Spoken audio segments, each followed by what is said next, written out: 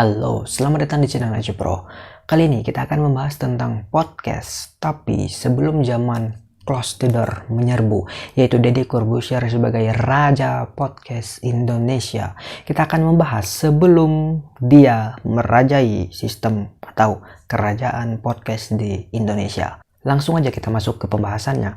Podcast itu lahir seiring dengan kelahiran iPod buatan Apple yang diperkenalkan oleh Steve Jobs pada tahun 2001. Podcast itu bisa disebut sebagai iPod Broadcasting. iPod Broadcasting yang artinya siaran menggunakan perangkat iPod. Oh ya, tentang iPod itu aku sudah buat videonya, penjelasannya dan apa itu iPod dan sejarah perkembangannya seperti apa. Silahkan klik link di pojok atas atau di kolom deskripsi. Oke, kita kembali ke pembahasan podcast. Berbeda dengan siaran di radio yang zaman dulu yang konvensional, kalau podcast itu siarannya nggak linear gitu, tapi on demand. Maksudnya seperti apa? On demand itu lebih fleksibel atau mengikuti keinginan atau kemauan para pendengar. Bukan pihak penyiarnya yang memaksa harus jam sekian, acara sekian, acaranya ini, jadwalnya ini. Kalau zaman radio dulu kan seperti itu. Acaranya apa, jadwalnya kapan, semua ditentukan oleh pihak radio. Dan kita mau nggak mau harus ngikutin jadwal mereka. Nah, kalau di podcast itu fleksibel sekali. Kalau kita mau ya kita tinggal cari dan download yang kita mau. Lalu kita bisa dengarkan kapanpun kita mau. Nggak perlu menunggu jadwal-jadwal tertentu siaran seperti di radio pada zaman dulu. Untuk podcast dengan radio itu bisa kita anggapkan perumpamaannya bagaikan YouTube dengan TV. Ya, seperti itulah gambarannya supaya kita bisa lebih memahami konsep yang terjadi pada siaran tersebut. Salah satu pendiri podcast yang sangat terkenal yang nama serial podcastnya itu berjudul Startup, yang pembuat pendirinya itu adalah Alex Blumberg, tulisannya seperti ini. Dan dia mengungkapkan bahwa sekarang siaran audio itu berubah menjadi on demand, bukan seperti zaman dulu lagi yang maksa linear. Nah, podcast pada zaman itu terutama bisa dinikmati menggunakan Apple Podcast, nama aplikasinya.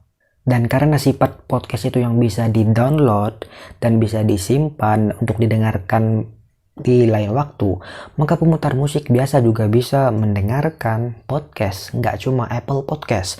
Misalnya kalau pada zaman sekarang ada Spotify, ada Overcast, ada Pocket Cast, dan ada Google Play Music. Bahkan kalau di zaman sekarang, YouTube juga sangat-sangat banyak podcast. Bahkan kalau aku lihat untuk saat ini di YouTube itu banyak podcastnya dibandingkan di pemutar musik. Agak aneh karena di YouTube itu pada dasarnya platform visual dan audio, sedangkan pemutar musik itu cuma audio. Yang dulunya podcast itu cuma berbasis audio, tapi sekarang dipindahkan ke YouTube menjadi visual audio. Banyak sekali orang yang membuat seri podcast di YouTube. Merujuk pada Edison Research, ada 39 juta orang atau manusia, yang jelas orang adalah manusia, di Amerika Serikat itu mendengarkan, menikmati siaran podcast di akhir bulan. Dan merujuk pada situs Statista, ada 24% orang dewasa di Amerika Serikat yang mendengarkan podcast. 24% itu angka yang sangat banyak dibandingkan jumlah total penduduk Amerika Serikat. Ada juga data lainnya yaitu merujuk pada Business Insider. Diestimasikan bahwa sekitar 20% orang Amerika Serikat yang berusia 18 tahun sampai 49 tahun seenggaknya mereka mendengarkan podcast 1 kali dalam 1 bulan. It is very amazing. Angka-angka itu jelas berhubungan dengan duit. Ya kalau kata lagu Alam, duit. Di mana ada manfaat, di situ ada duit. Nah, merujuk pada pemberitaan Wall Street Journal, para pengiklan di Amerika Serikat, yaitu unit usaha atau perusahaan-perusahaan itu, menggelontorkan dana sekitar 35 juta dolar untuk beriklan di podcast. 35 juta dolar. pada tahun 2016. Jadi saat ini yang terjadi adalah YouTube menghantam TV dan podcast menghantam radio. Bagaimana menurut kalian? Bagaimana pendapat kalian? Silahkan tulis di kolom komentar di bawah. Jangan lupa klik subscribe itu di pojok itu dan juga like-nya untuk mendukung channel ini semakin berkembang. Terima kasih.